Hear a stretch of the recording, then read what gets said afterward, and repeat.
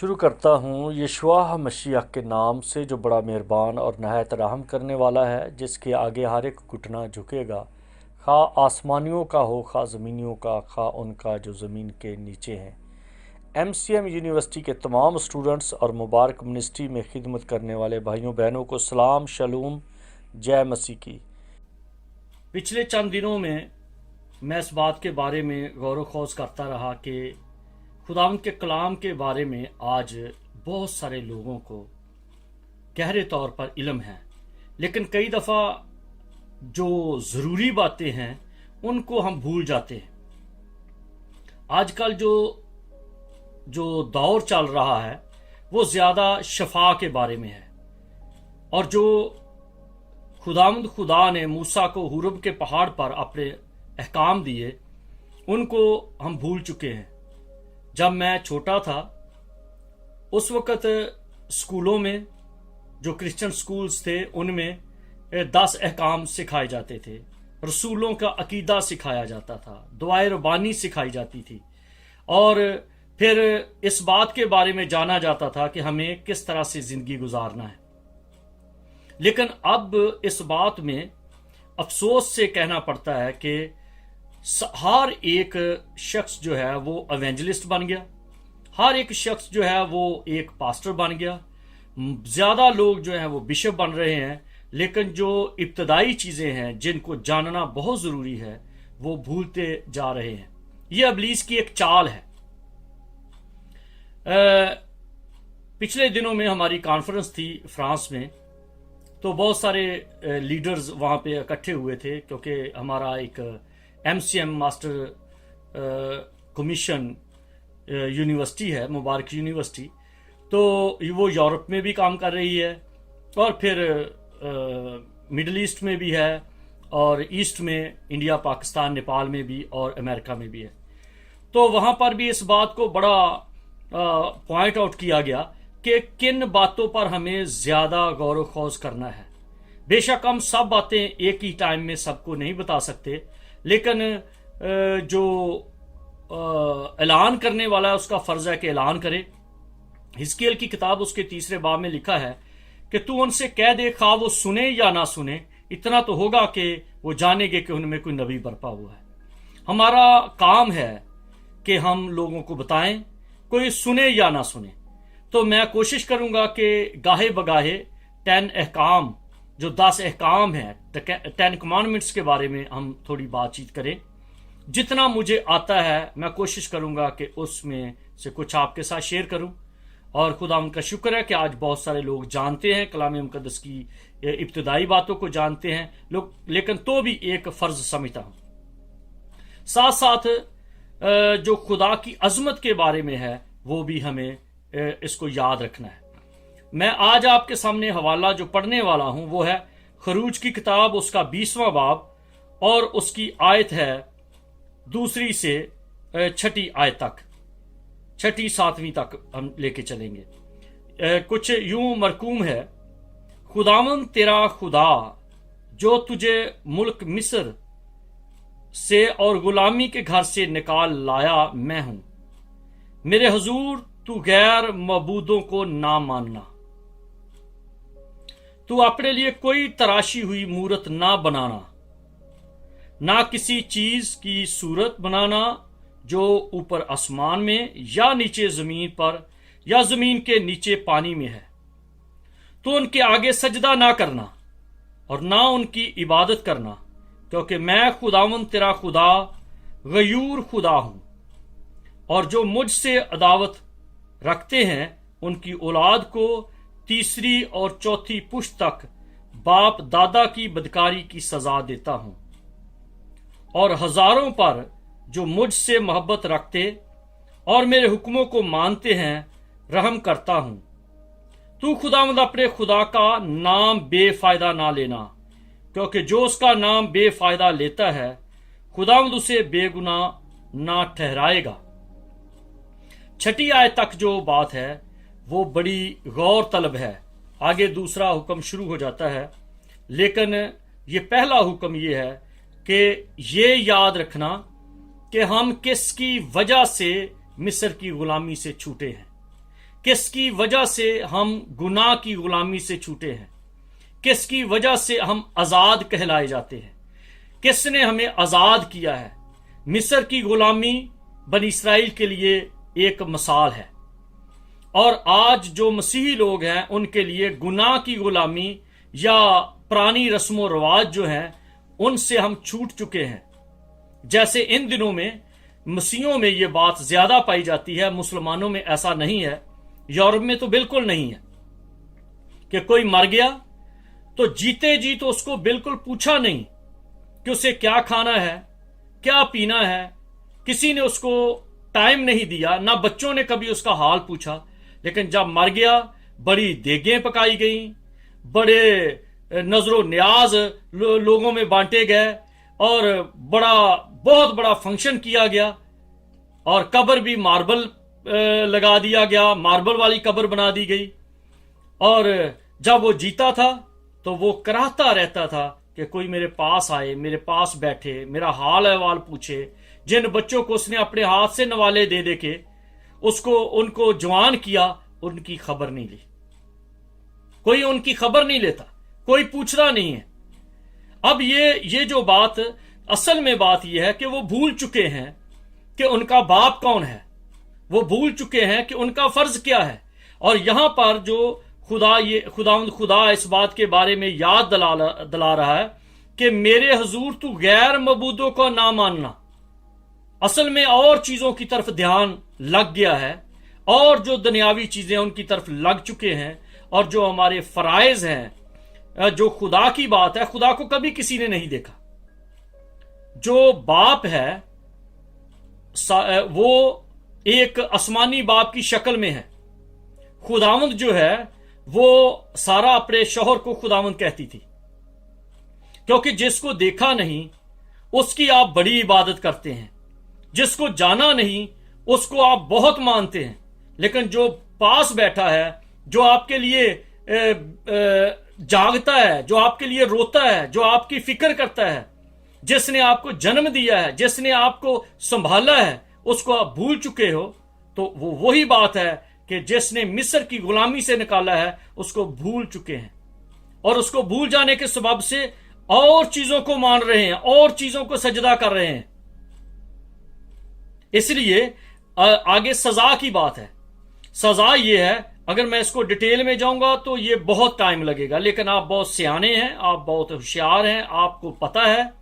आप आजकल के टाइम में पादरी साहबान से लोग सुनने वाले ज्यादा जानते हैं, लेकिन कुछ चीजें भूल चुके हैं कि माँ बाप की सेवा करना, माँ बाप का अभी अगले हुक्मों में जाएंगे तो वहां पे ये जिक्र है। लेकिन जो खुदा का रूप जो है वो माँ बाप का रूप है। अगर कोई माँ बाप को नहीं पूछता तो खुदा को पूजना या खुदा को मानना ये हो ही नहीं सकता, क्योंकि खुदा जो है वो बाप की सूरत में भी है और वो मां की सूरत में भी है। जो शख्स बाप की इज्जत नहीं करता, जो मां की इज्जत नहीं करता, या जो मां बाप में निफाक डालता है, या आजकल देखा गया है कि कुछ ऐसे शरारती लोग फैमिलियों में आ चुके हैं कि बाप के खिलाफ बच्चों को कर दिया, मां के खिलाफ बेटियों को कर दिया, बेटों को खिलाफ कर दिया, और अपनी वो चुदराहट दिखाते हैं। लेकिन एक दिन वो जलीलो ख्वार होंगे और खुदा से भी सजा पाएंगे और खुद भी रोएंगे कि उन्होंने क्या किया, क्योंकि लिखा है कलाम मुकद्दस में कि मैं हूं जो तुझे मिस्र की गुलामी से निकाल के लाया, मैं हूं जो मिस्र की गुलामी से, मैं हूं जो तुझे इस दुनिया में लाया, मैं हूं जो इस एरिया में लाया, मैं हूं जो तेरा संभालने वाला हूं। और वो एक बाप की हैसियत रखता है। और आगे है, तू तराशी हुई मूर्त ना बनाना। तराशी का मतलब है जो आर्जी चीजें हैं, आर्जी चीजों को सामने रख के तो अपनी जो जिम्मेदारियां हैं उनको ना भूल जाएं, क्योंकि आगे लिखा है मैं गयूर खुदा हूं, मैं तेरा खुदावंद खुदा गयूर हूं, जिसका मतलब मैं गैरत वाला हूं। और जो गैरत रखता है वो उसके पास जो है वो सजा और जजा भी है। कई लोग ब्लैकमेल करते हैं, अगर तुम ये करोगे तो ये हो जाएगा, अगर ये करोगे तो वो हो जाएगा, और वो सिर्फ और सिर्फ अपनी शरारत को जाहिर करते हैं। लेकिन खुदावंद खुदा ये कह रहा है मैं गयूर खुदा हूं, और जो मेरी इबादत करता है, इबादत का मतलब है ताबेदारी करना, इबादत इबादत अरबी जुबान का लफ्ज है। आबद जो है वो इबादत करता है। आबद वो है जो अदम में रहता है, जो सर झुका के रहता है, जो हर बात में लब्बैक कहता है, जो अपने आप को सरेंडर करता है, जो खुदावंद के सामने सरेंडर करता है। जैसे ये एक इबादत मोरिया पहाड़ पे नजर आती है कि इसहाक ने अपने बाप के सामने अपने आप को सरेंडर किया। इसहाक ने अपने बाप की एक तरह से बैत की, ताबेदारी की, लब्बैक किया, वरना वो भाग सकता था। दो ख्याल पाए जाते हैं, एक है 17 साल, एक है 33 साल। कहा जाता है, बाइबल इस बात के बारे में एक तस्वीर देती है कि इसहाक 33 साल का था, क्योंकि मसीह भी 33 साल का था जब मोरिया पहाड़ पर उसको कलवरी पर चढ़ा दिया गया। और वो जो इसहाक है वो भी 33 साल का था जब इब्राहिम ने उसको कुर्बानी के अल्टर पे रख दिया, कुर्बानगाह पे रख दिया। वो उसको धक्का देके फेंक सकता था, वो बूढ़े बाप को वो मार सकता था, वो उसके आगे अपनी फिलॉसफी रख सकता था। वो कह सकता था कि तू जान तेरा खुदा जाने, मुझे तू क्यों बल्ली का बकरा बना रहा है। उसने अपने बाप को साबित कर दिया कि तू ही मेरा खुदावंद है, तू ही मेरा खुदा है। और जब उसने अपने बाप की ताबेदारी की तो आसमान से उसके बाप के खुदा ने इस बात को मान कर कहा कि इब्राहिम मैं जान चुका हूं कि तू मुझसे मोहब्बत रखता है। और इब्राहिम ने इसहाक को कहा कि मैं जान चुका हूं कि तू मुझसे मोहब्बत रखता है। उसकी वजह से आज यहूदी जो है वो बरकत पा रहे हैं। और लिखा है कि जो मेरी ताबेदारी करता है उसको मैं पुश्त दर पुश्त हजारों पर, जो मुझसे मोहब्बत रखते और मेरे हुक्मों को मानते हैं, उन पर रहम करता हूं। लेकिन जो मेरी अतायत नहीं करते, जो मेरी इबादत नहीं करते, जो मेरी बात को समझते नहीं, जो खुद दना बनते हैं, जो खुद समझदार बनते हैं, जो बाप को बाप की जगह नहीं देते और मां को मां की जगह नहीं देते, जो उस वैल्यू को भूल चुके हैं, उनके बारे में लिखा है मैं तुझे चौथी पुश्त तक, तीसरी और चौथी पुश्त तक सजा दूंगा। आज जो कौम सजा पा रही है, आज जो मसीही लोग अपने आप को जो मसीही कहलाते हैं, जो सजा पा रहे हैं, दुखों में जा रहे हैं, उनकी गरीबी उनका पीछा नहीं छोड़ती, उनकी बीमारियां पीछा नहीं छोड़ती, उनके घरों में मोहब्बत और प्यार नहीं। असल में बीवी अपने शौहर के ताबे नहीं, शौहर खुदा के ताबे नहीं, औलाद मां बाप के ताबे नहीं, और मां बाप की बातों को भूल चुके हैं। ये सारे का सारा ताना बाना बिगड़ चुका है, जिसकी वजह से लिखा है तीसरी और चौथी पुश्त तक सजा दूंगा। इस बात को ना भूलें, जो कुछ आप अपने अकाउंट में पैसा रखते हैं वही आपकी औलाद खाएगी। जो प्रॉपर्टी आप खरीदते हैं वही आपके बच्चों की होगी। जो कुछ आप बो रहे हैं वो आपके बच्चों को, आपके पोतों को, आपके परपोतों को, उनकी औलाद को ये काटना पड़ेगा। इसलिए होश के नाखन लें। और जो खुदा ने ये पहला हुक्म दिया है कि मैं हूं जो तुझे मिस्र की गुलामी से लाया हूं, जिसका मतलब है मां बाप हैं जो तुम्हें इस दुनिया में लेके आए हैं, मां बाप हैं जो जानते हैं। आज लोग बरकत चाहते हैं, लेकिन इसहाक वाली जिंदगी कैसे गुजारी जाती है? आज बनी इसराइल बरकत पा रहे हैं क्योंकि उनके बाप ने बरकत का कदम उठाया था, बाप ने ताबेदारी की थी। यसु मसीह ने कहा कि ऐ बाप तेरी मर्जी पूरी हो। इसहाक ने कहा बाप तेरी मर्जी पूरी हो। इब्राहिम ने कहा बाप तेरी मर्जी पूरी हो, क्योंकि इब्राहिम जानता था कि मुझे ऊर से लेके आने वाला मेरा खुदावंद खुदा है, मेरा यहोवा खुदा है। और मसीह खुदावंद ने कहा है बाप तेरी मर्जी पूरी हो, क्योंकि उसने कहा कि मैं इसीलिए आया हूं कि बाप की मर्जी को पूरा करूं। जो कोई अपने बाप की मर्जी को या बाप को भूल जाता है, वो भले कैसा भी हो, शैतान जो था, इब्लीस जो था, वो बड़ा मकरब फरिश्ता था, वो सब कुछ जानता था, लेकिन सब कुछ जानने के बावजूद खुद में वो ज्यादा दना बन गया। उसने वही दनाई आदम और हवा के सामने रखी, उनको भी दूर कर दिया, खुद भी दूर हो गया। इसलिए मेरे अजीजों, मेरे भाइयों और बहनों, इस बात को याद रखें, दायकी देने से बरकत नहीं आएगी, इबादतें करने से बरकत नहीं आएगी। इबादत कोई चिरा नहीं है, दायकी कोई रिश्वत नहीं है।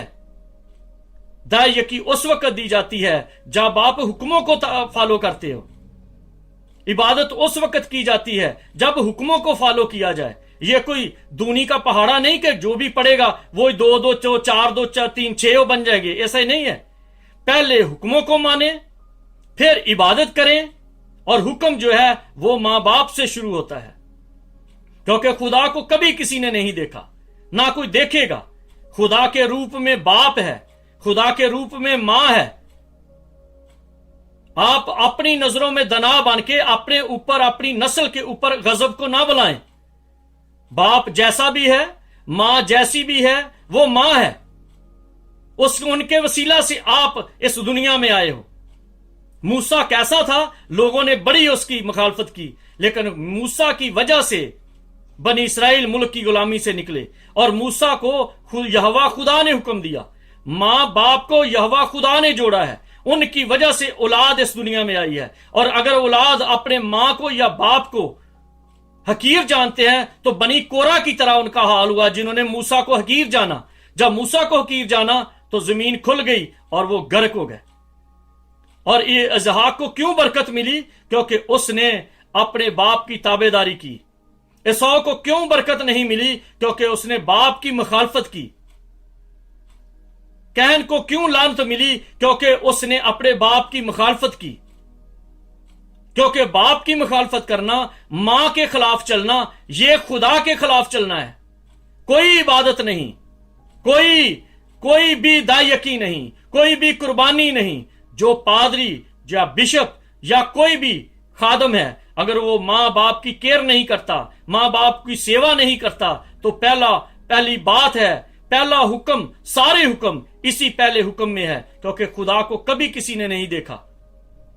मैं इसको इस तरह कहता हूं, खुदा को कभी किसी ने नहीं देखा। मां बाप है जो खुदा को जाहिर करते हैं। क्योंकि बेटा लिखा, बेटे ने जाहिर किया, तो बेटे को किसने देखा है?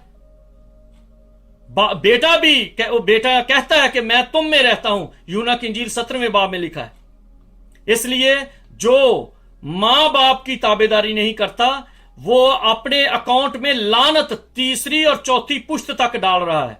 इसमें भले मैं हूं, या मेरी औलाद हो, या आपके बहन भाई हो, या बिशप हैं, या जो भी हैं, सब के सब इस बात को वाजे तौर पर याद रखें कि यह कोई मजाक नहीं है, यह कोई ड्रामा नहीं है, यह ड्रामे की जिंदगी नहीं है। खुदा का फैसला है। खुदा बाप में है, खुदा मां में है। खुदा के 2 नाम हैं, वो यहोवा है, एलोहीम है, और वो एल शदाई है। एल शदाई का मतलब है जो शाहिद है कि तू मुझ में है, मुझसे है। मां दूध पिलाती है तो वो शाहिद है कि ये बच्चा मेरा है। और एलोहीम जो है वो इस बात का शाहिद है कि तुमको मैंने बनाया है। बाप की वजह से तुम दुनिया में आए हो, बाप की वजह से तुम आज सूरत पकड़े हुए हो, और मां की वजह से तुम्हें यह जिंदगी मिली हुई है। मां और बाप दोनों एक हैं। इसलिए पहला हुक्म यह रखा गया है कि याद रख कि मैं तुझे मिस्र की गुलामी से लाया हूं। याद रख कि मैं तुझे बेतरतीब मादे से तेरी शक्ल बनाई है। याद रख कि तुम कोई कौम नहीं थे, तुमको मैंने एक कौम बनाया है। याद रख कि तू बेतरतीब मादा, मैंने तुझे एक शक्ल दी है, यह याद रख। और वो जो जब ये कहता है कि मेरे अलावा कोई तेरा और मबूद ना हो, कोई मानने वाला ना हो, कोई पूजने वाला ना हो, सिर्फ मैं हूं। जैसे बाप एक होता है, इसी तरह जो बनाने वाला है वो एक है। इसलिए मां का रूप और बाप का रूप यह खुदामद खुदा का है।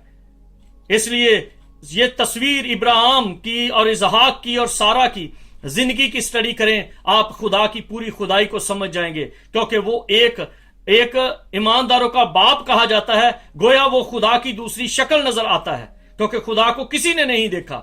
उसकी तस्वीर जो कुदरत की, जलाल की, गैरत की, फतह की, असूल की, रूल्स की है, वो सब कुछ इब्राहिम में नजर आती है। इसलिए मेरी आपसे दरखास्त है मेरे अजीजों कि अपनी जिंदगी को राय रास्त पे लाएं, राय मुस्तकीम पर लेके आएं। अदरवाइज ये सारे का सारा ढोंग है, कोई इबादत नहीं, कोई चंदे दयकियां, कोई ये सब कुछ भी नहीं। ना खुदा दयकियों की रिश्वत लेते हैं, ना खुदा इबादतों का भूखा है, उसके पास लाखों फरिश्ते हैं इबादत करने वाले। ना खुदा आपके चेहरे से खुश होता है, उसके पास एक से एक बढ़कर फरिश्ते हैं। वो सिर्फ आपको असूल और रूल दिखाना चाहता है, सिखाना चाहता है और आपको बरकत देना चाहता है। खुदावंद आप सबको इस कलाम के वसीले से बरकत दे और इस कलाम पर गौर करें। ये क्लर्जी शर्टें लगाना, बड़े बड़े चोगे पहनना, बड़े बड़े गाउन पहनना और बड़े बड़े आलम बनना, बड़े स्कॉलर बनना, बड़े रखी बनना, बड़े लीडर बनना, ये सब का सब एक स्टेज है और स्टेज पे ड्रामे हो रहे हैं। हकीकत वही है जो खरूज की किताब उसका 20वां बाब पढ़ें और अपने बच्चों को भी अहकाम सिखाएं और अपने बच्चों को भी वही काम करके दिखाएं। अगर आप अपने मां बाप की सेवा करेंगे तो आपके बच्चे आपकी सेवा करेंगे। अगर आप खुदावंद खुदा की इबादत करेंगे, आपके बच्चे भी खुदावंद खुदा की इबादत करेंगे। क्योंकि इब्राहिम ने इसहाक को सिखाया था, इसलिए इसहाक अल्टर पे बैठ गया। इस वजह से सारा ने उसको सिखाया था, तो वो अपने बाप की ताबेदारी करता था। अगर मां बच्चों को बाप के खिलाफ करेगी तो कभी बरकत बच्चों पे नहीं आएगी। बच्चे मां बाप के गुस्ताख होंगे और जब बच्चे बाप के गुस्ताख होंगे तो बाप खुदा के सामने मजबूर हो जाएगा और फिर वो बरकत नहीं होगी। और जब जो मूसा है, मूसा को उसकी मां ने सिखाया, इसी वजह से मूसा बनी इसराइल का लीडर बन गया। इसहाक को उसकी मां ने सिखाया, इसलिए इसहाक अपने बाप के सामने खामोश रहा। आज जो बच्चे बाप के खिलाफ बोलते हैं, आज जो बच्चे या रिश्तेदार बच्चों को बाप के खिलाफ कहते हैं, वो रिश्तेदार जो हैं वो अबलीस के हैं, अबलीस के साथी हैं, ताकि इस खानदान में लानत कायम हो जाए। हम एक दूसरे की अदालत में लगे हैं, लेकिन बाइबल की जो आईना है उसमें नहीं देखते। सब इसहाक बनना चाहते हैं, लेकिन इसहाक की तरह नहीं बनना चाहते। सब मूसा की तरह लीडर बनना चाहते हैं, लेकिन मूसा की तरह मां का सुनने वाला कोई नहीं है। इसलिए मेरे अजीजों, इस बात के लिए सोचें और फिक्र करें, क्योंकि वक्त नजदीक है। खुदावंद आप सबको इस कलाम के समझने की तौफीक अता फरमाए। जय मसीह की। जीते रहें, अपना ख्याल रखें और दाएं बाएं कोशिश करें, अच्छा बीज बोएं। ऐसा ना बोएं जो बाद में आप तो मर जाएंगे, लेकिन उसका जो फल है आपके बेटे बेटियां, पोते पोतियां, परपोतियां सबको काटना पड़ेगा। खुदावंद आपके साथ हो। जय मसीह की।